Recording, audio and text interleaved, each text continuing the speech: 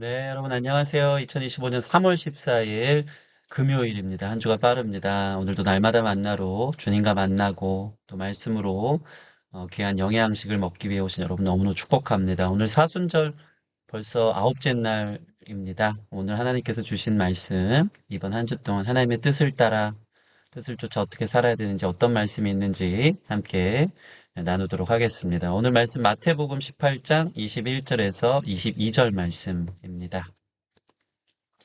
그때 베드로가 나와 이르되 주여 형제가 내게 죄를 범하면 몇 번이나 용서하여 주리이까?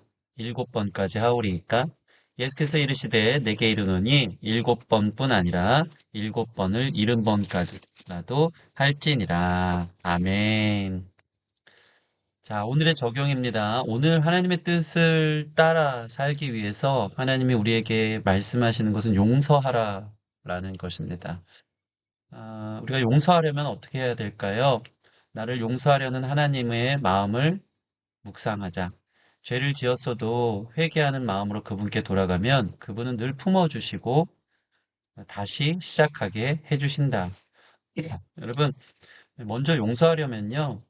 나를 언제나 용서해 주시는 하나님의 마음을 기억하고 묵상해야 합니다.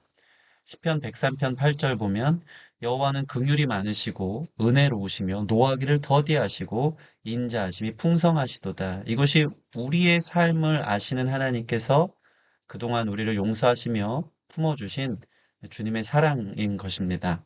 하나님은 언제나 셈하지 않으시며 우리가 돌아오기만을 기다릴 뿐 아니라 원망이나 복수심이 없으시다. 그저 사랑하십니다.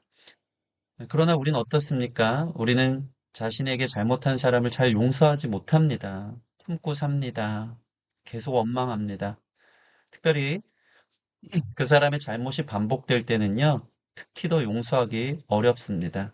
규정합니다. 그냥 포기하고 계속 미움을 갖고 살아갑니다. 남을 용서하기가 힘들게 느껴지는 이유는 자신의 상처만 묵상하고 거기에 묶여있기 때문입니다. 내가 얼마나 아팠는지, 내가 얼마나 부당함을 당했는지, 내가 얼마나 상처를 받았는지, 내가 얼마나 배신감을 느꼈는지 계속 그것을 묵상하면서 원망과 화가 나는 것이죠. 이때 우리가 어떻게 용서할 수 있습니까? 용서하려면요, 내가 하나님께 얼마나 용서받았는지를 묵상해야 합니다. 하나님은 오늘 말씀을 보면 베드로가 주님 얼마나 용서해야 됩니까? 7번. 이것도 완전사 아닙니까? 7번이나 용서해야 됩니까? 물어보니까 예수님이요. 베드로에게 7번을 70번 할 만큼 용서하라고. 이게 무슨 소리입니까? 완전함에 더 완전함을 더합니다. 7번의 70번은 7 곱하기 70을 말하는 겁니다. 수치로 환산할 수 없을 만큼 계속 용서하라는 것입니다. 왜 그렇습니까? 하나님이 우리를 7번을 70번 할 만큼 완전히 용서하셨기 때문입니다. 내가 그 용서함을 받았다는 것이죠. 우리가 얼마나 하나님께 상처를 많이 줍니까? 얼마나 하나님 앞에 용서받지 못할 행동을 반복적으로 해 나가고 있습니까? 그러나 주님은 언제나 우리를 용서해 주신 것입니다.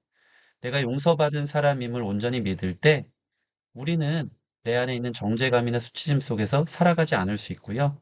이 사실을 충분히 받아들이는 자는요, 정말 자유로워집니다. 내가 용서받았다는 거죠. 1만 달란트나 되는 탕감을 받은 사람이라는 것이죠. 그 자유 덕분에 남을 7번을 70번씩 용서할 수 있다. 내가 이만큼 큰 죄를 저질렀는데 용서를 받았는데 당신이 나에게 한 것은 내가 하나님 앞에 한 것에 비하면 정말 아무것도 아니구나 하면서 너무나도 너그럽게 그 사람을 용서해 줄 수 있다는 것입니다. 용서받은 사실을 아는 사람이 용서할 수 있다. 여러분, 오늘 그 자유가 여러분 안에 임하기를 원합니다. 용서하지 않으면 복수심에 얽매여 내 자유를 잃는다. 이 평생의 씨름이 그리스도인의 삶의 핵심이며 하나님의 뜻을 따르는 삶이다. 여러분, 평생 씨름인 것을 압니다.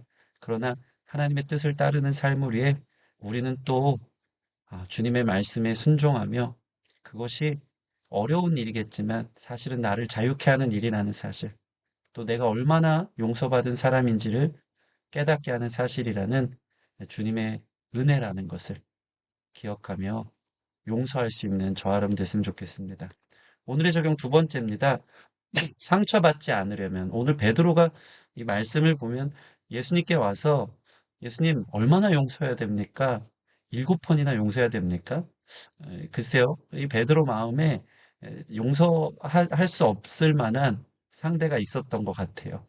너무 억울하고 화가 나서 얼마나 더 용서해야 됩니까? 많은 상처가 베드로 마음에 있었던 것 같습니다. 우리가 상처받지 않으려면 어떻게 해야 될까요? 하나님의 사랑은 무조건적입니다. 늘 우리를 위하신다. 그렇죠. 그러나 사람은 다르다는 것을 알아야 됩니다. 우리가 상처받는 이유 중에 하나는 상대를 향한 기대와 바램이 있었기 때문이다. 기대가 있었기 때문에, 바램과 요구가 있었기 때문에 그게 충족되지 않아서 상처를 받는 거죠.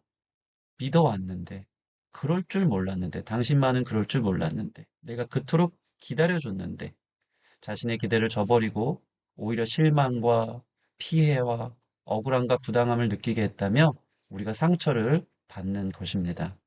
그러나 우리가 사람을 알면 사람이 줄 수 있는 것 그 이상을 기대하지 않을 수 있습니다.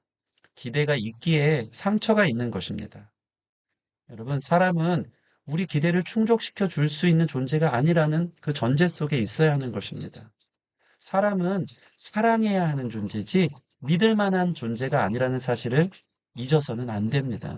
예, 그런 대상이라는 것을 기억할 때 우리는 상처받지 않을 수 있는 것입니다. 오직 하나님만 우리의 존재와 행위가 어떠하든 우리를 깊이 사랑하시며 언제까지나 계속 사랑하시는 분입니다. 그 하나님의 넉넉한 사랑으로 그 사람을 또다시 사랑할 수 있게 되는 것입니다. 오늘 이 말씀 기억하며 두 가지로 기도했으면 좋겠습니다. 첫 번째, 하나님의 뜻을 쫓아 용서를 선택합니다. 나와 같은 죄인을 용서하셨음을 기억하며 그 사람을 용서하게 하소서. 용서를 선택해 나와 그 영혼을 자유케 하소서. 두 번째, 사람을 기대하고 의지했던 것을 내려놓습니다. 사람은 나를 채워줄 수 없는 연약한 존재라는 것을 기억하고 하나님의 넉넉한 사랑으로 나의 상처를 싸매시고 상처 입은 사람이 있다면 오히려 그 상처도 하나님의 선으로 바꾸실 주님임을 기대하며 다시 사랑할 수 있게 하소서. 우리 이 두 가지 기도 제목 가지고 함께 기도하는 시간을 갖겠습니다.